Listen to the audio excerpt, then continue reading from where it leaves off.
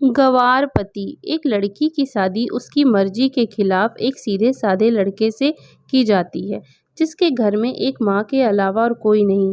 दहेज में लड़के को बहुत सारे उपहार और पैसे मिले होते हैं। लड़की किसी और लड़के से बेहद प्यार करती थी और लड़का भी। लड़की शादी होके आ गई अपने ससुराल। सुहागरात के वक्त लड़का दूध लेकर आता है तो दुल्हन सवाल पूछती है अपने पति से। एक पत्नी की मर्जी के बिना पति उसको हाथ लगाए तो उसे बलात्कार कहते हैं या हक? पति: आपको इतनी लंबी और गहरी जाने की कोई ज़रूरत नहीं है। बस दूध लाया हूँ, पी लीजिएगा। हम सिर्फ आपको शुभ रात्रि कहने आए थे, कह के कमरे से निकल जाता है। लड़की मन मार कर रह जाती है क्योंकि लड़की चाहती थी कि झगड़ा हो ताकि मैं इस गंवार से छुटकारा पा सकूं।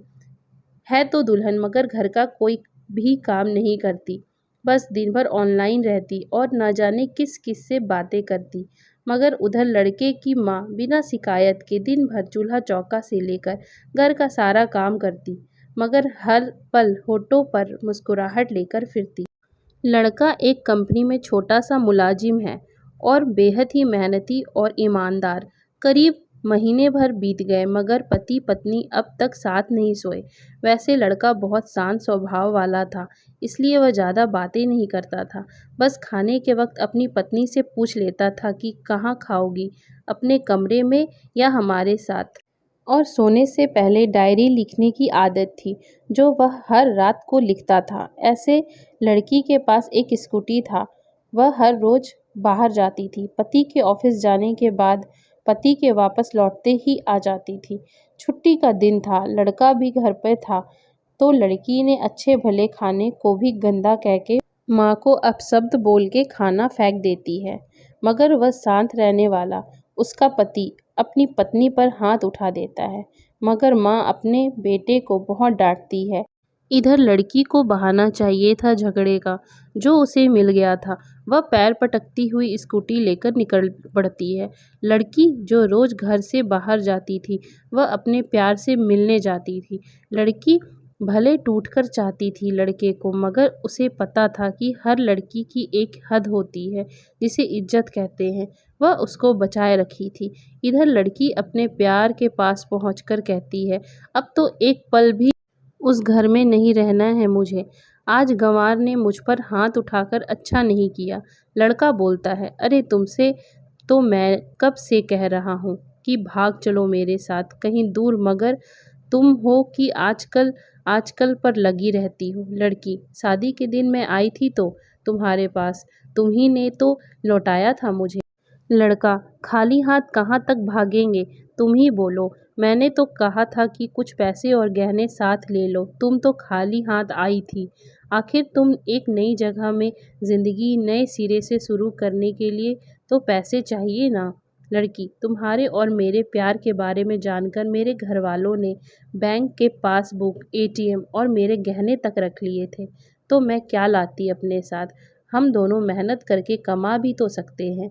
लड़का: चालाक इंसान पहले सोचता है और फिर काम करता है। खाली हाथ भागते तो ये इसका भूत 2 दिन में उतर जाता, समझी। और मैं जब भी तुम्हें छूना चाहता हूँ तो तुम मना कर देती हो। बहुत नखरे हैं तुम्हारे, बस कहती हो शादी के बाद। लड़की: हाँ, शादी के बाद। शादी के बाद ही अच्छा होता है ये सब, और सब तुम्हारा तो है। मैं आज भी एक कुंवारी लड़की हूँ, शादी करके भी आज तक उस गंवार के साथ सो न सकी क्योंकि तुम्हें ही अपना पति मान चुकी हूँ। बस तुम्हारे नाम की सिंदूर लगानी बाकी है, बस वह लगा दो। सब कुछ तुम अपनी मर्जी से करना।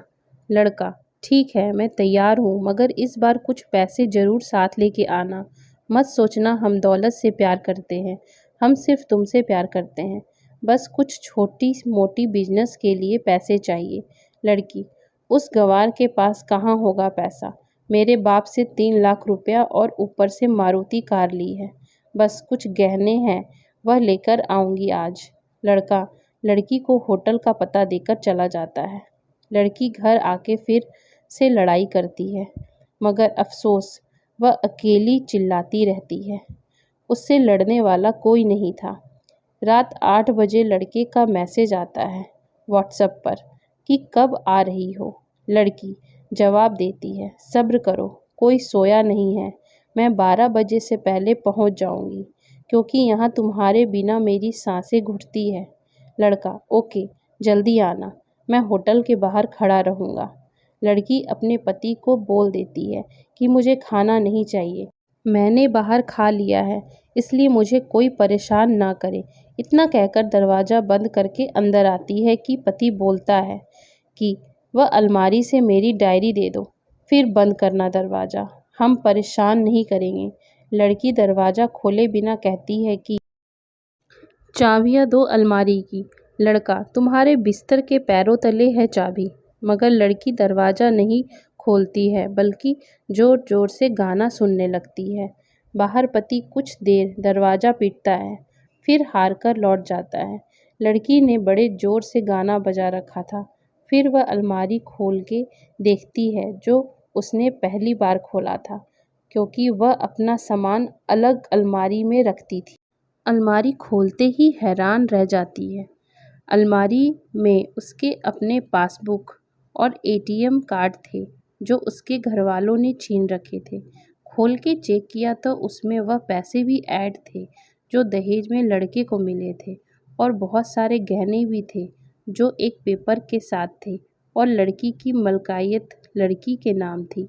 लड़की बेहद हैरान और परेशान थी। फिर उसकी नज़र डायरी में पड़ती है, और वह जल्दी से वह डायरी निकाल के पढ़ने लगती है। लिखा था, तुम्हारे पापा ने एक दिन मेरी माँ की जान बचाई थी, अपना खून देकर। मैं अपनी माँ से बेहद प्यार करता हूँ, इसलिए मैंने झुककर आपके पापा को प्रणाम करके कहा कि आपका ये अनमोल एहसान कभी नहीं भूलूंगा। कुछ दिन बाद आपके पापा हमारे घर आए, हमारे तुम्हारे रिश्ते की बात लेकर, मगर उन्होंने आपकी हर बात बताई थी हमें, कि आप एक लड़के से बेहद प्यार करती हो। आपके पापा आपकी खुशी चाहते थे, इसीलिए वह पहले लड़के को जानना चाहते थे। आखिर आप अपने पापा की रानी जो थी, और हर बाप अपनी रानी जैसी बेटी के लिए एक अच्छा, ईमानदार, राजा जैसा लड़का चाहता है। आपके पापा ने खोज कर के पता लगाया कि वह लड़का बहुत सी लड़की को धोखा दे चुका है, और पहली शादी भी हो चुकी है, पर आपको बता ना सके, क्योंकि उन्हें पता था कि जो ये इश्क का नशा है, वह हमेशा अपनों को गैर और गैर को अपना समझता है। एक बाप के मुंह से एक बेटी की कहानी सुनकर मैं अचंभित हो गया था। हर बाप यहाँ तक शायद ही सोचे। मुझे यकीन हो गया था कि एक अच्छा पति होने का सम्मान मिले ना मिले, मगर एक दामाद होने की इज्जत मैं हमेशा पा सकता हूँ। मुझे दहेज में मिले सारे पैसे मैंने तुम्हारे अकाउंट में जमा करा दिए, और तुम्हारे घर से मिली गाड़ी आज भी तुम्हारे घर पे है, जो मैंने इसलिए भेजी ताकि जब तुम्हें मुझसे प्यार हो जाए तो साथ चलेंगे कहीं दूर घूमने। दहेज, इस नाम से नफ़रत है मुझे। मैंने दहेज में अपनी बहन और बाप को खोया है।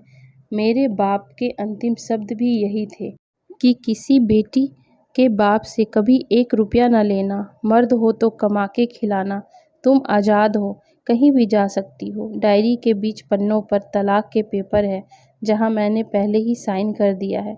जब तुम्हें लगे कि अब इस गंवार के साथ नहीं रहना है, तो साइन करके कहीं भी अपनी सारी चीज़ें लेकर जा सकती हो। लड़की हैरान थी, परेशान थी। न चाहते हुए भी गंवार के शब्दों ने दिल को छुआ था। न चाहते हुए भी गंवार के अनदेखे प्यार को महसूस करके पलकें नम हुई थी।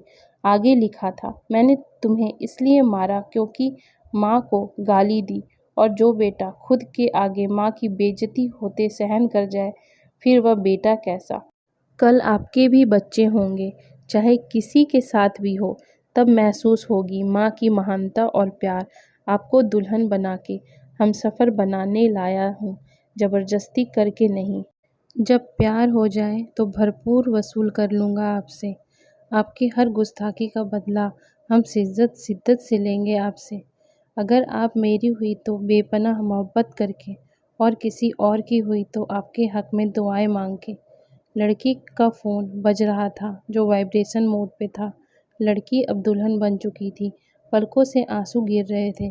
सिसकते मोबाइल से पहले सिम निकाल के तोड़ा, फिर सारा सामान जैसा था वैसे रख के न जाने कब सो गई, पता ही नहीं चला।